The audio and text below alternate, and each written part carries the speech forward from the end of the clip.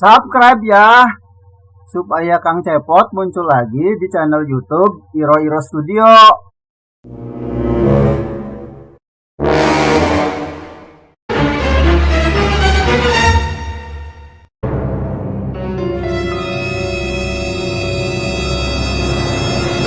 Selamat siang, Bapak-bapak penghulu. Selamat siang, Tuan Arupa. Apa salah kami sehingga kami ditawan di sini?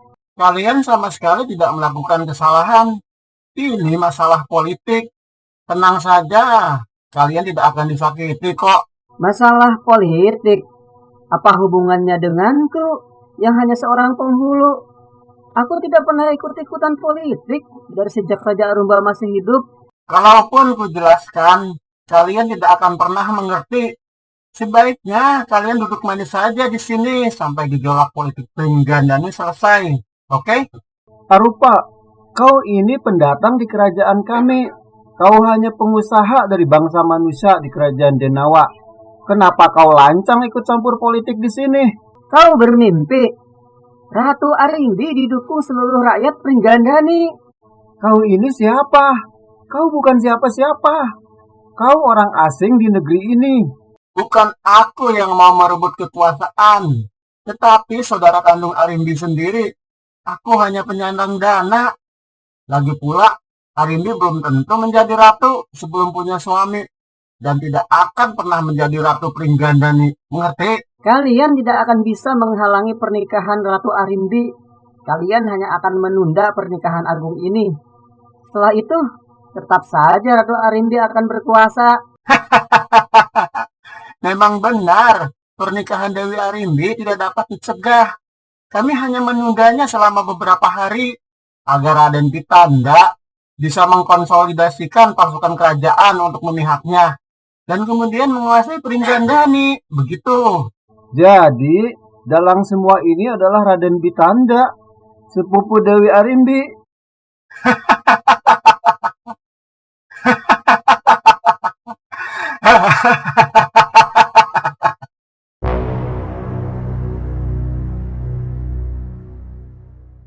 Kurang ajar, para penghulu itu tidak juga datang sampai sesiang ini.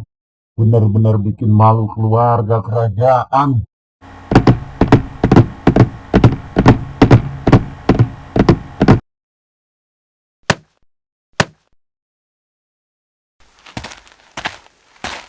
Lapor Tuan.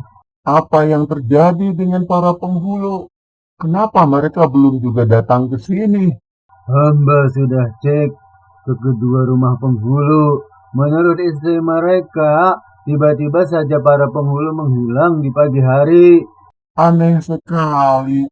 Apakah istri mereka tahu kemana mereka pergi?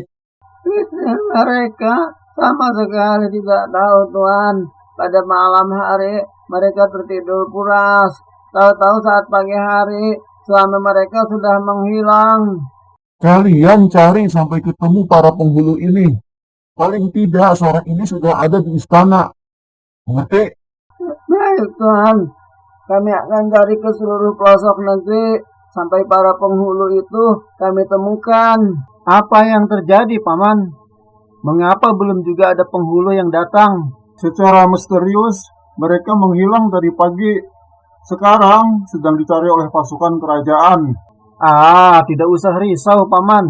Pernikahan ini akan tetap berlangsung.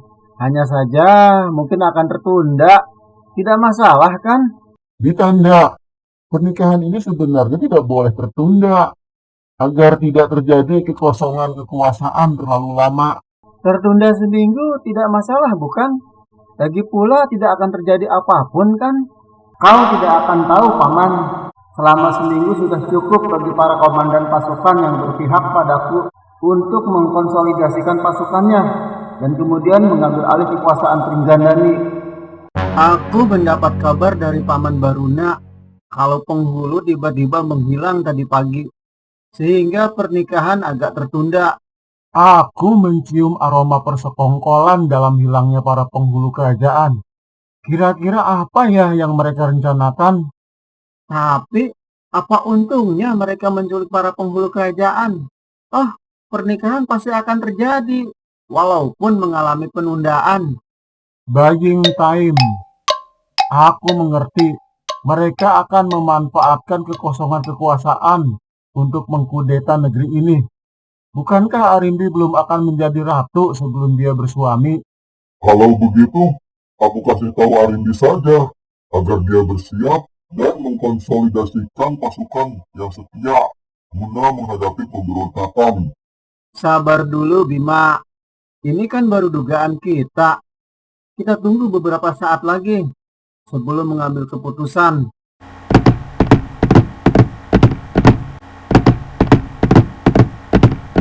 Kenapa kalian malah membawa orang tua ini ke sini? Aku kan menyuruh kalian membawa penghulu. Kami bertemu di tengah jalan. Orang tua ini bilang kalau dia ini seorang penghulu juga. Maka kami bawa saja kemari sebagai tindakan darurat. Kalian lancang ya? Hanya penghulu kerajaan yang boleh melakukan tugasnya ini. Aku rasa tidak masalah, asal kau benar-benar penghulu. Hamba benar seorang penghulu dari kampung Tumaritis. Bagaimana aku tahu kau ini seorang penghulu? Bagaimana kalau kau berbohong? Aku tahu, beliau Paman Semar. Beliaulah penghulu kerajaan Hastina. Bahkan ayah dan ibuku saat menikah, beliaulah penghulunya. Kalau begitu, tunggu apa lagi? Ayo masuk, Paman. Bangsat, orang tua bangka ini bisa menggagalkan rencanaku. Apa boleh buat, aku berbohong. Karena aku tahu Paman Semar adalah penghulu pernikahan kedua orang tuaku. Lagi pula, Paman Semar bukan seorang penghulu. Beliau adalah penasehat kerajaan dan seorang lurah kampung Tumaritis. Pernikahan akan segera berlangsung. Mereka segera berkumpul di dekat penghulu. Baiklah, kita menikahkan saudara Bimasena dengan Dewi Arimbi.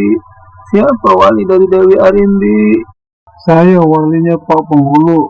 Berhubung orang tua Dewi Arimbi telah tiada, maka saya selaku pamannya menjadi wali Dewi Arimbi. Baiklah, itu dapat diterima. Apakah wali sendiri yang akan menikahkan Dewi Arimbi, atau saya selaku penghulu yang melakukannya? Jadi, aku selaku walinya boleh menikahkan keponakanku. Selayaknya seperti itulah. Tugasku selaku penghulu hanya memastikan pernikahan berlangsung dengan benar dan mencatat data pernikahan. Singkat cerita, acara ijab kabul tengah berlangsung. Wahai Bimasena, aku nikahkan dengan keponakanku Dewi Arimbi dengan mas kawin menewaskan Raja Rimba dibayar tunai. Aku terima nikahnya Dewi Arimbi dengan mas kawin. Apa? Tunggu dulu. Ini tidak boleh terjadi. Ada apa Pak Penghulu? Ada yang salah dengan akad nikah ini? Tadi aku dengar mas kawinnya adalah dengan membunuh Raja Arimba. Benar? Benar, Paman Semar. Ini adalah mas kawin yang diminta Dewi Arimbi. Paman Semar, Raja Arimba menghalangiku untuk mempunyai suami. Dan hanya dengan kematiannya lah aku bisa menikah. Dan orang yang menewaskan Arimba berhak menjadi suamiku. Makanya kematian Arimba merupakan mas kawin bagiku. Aku juga dengar mengenai Raja Arimba yang durjana. Tapi kematiannya bukan untuk diabadikan sebagai mas kawin. Orang-orang akan mengingatnya sebagai mas kawin berdarah. Tidakkah kalian merasakan betapa marahnya darah keturunan Arimba kelak, yang selanjutnya akan menimbulkan pertumpahan darah? Sebaiknya cari hal lain yang dapat dijadikan mas kawin. Bima, apakah kau mempunyai sesuatu yang bisa kau berikan kepada Arimbi? Tidak ada, Paman. Aku tidak mungkin memberikan ular di leherku ini karena sangat beracun dan dapat membahayakan Dewi Arimbi. Dia tidak punya apapun untuk dijadikan mas kawin. Berarti dia harus mencari mas kawin dulu. Mudah-mudahan pernikahan ini tertunda supaya rencanaku berjalan mulus. Gawat, pernikahan tidak boleh tertunda. Apakah aku harus memberikan busur panahku buat Kang Bima untuk dijadikan mas kawin? Begini saja, apakah kau ada hafalan ayat? Ada, Paman. Yang paling saya hafal surat Kulhu. Surat Kulhu? Oh, surat Al-Ikhlas ya. Baguslah. Memangnya kenapa Paman Semar menanyakan hafalan ayat Al-Quran? Begini, ayat Al-Quran bisa dijadikan untuk mas kawin. Alhamdulillah, akhirnya terlaksana juga akad nikah sekarang. Celaka, rencanaku benar-benar gagal total. Sebaiknya aku pergi dari sini untuk koordinasi perubahan rencana.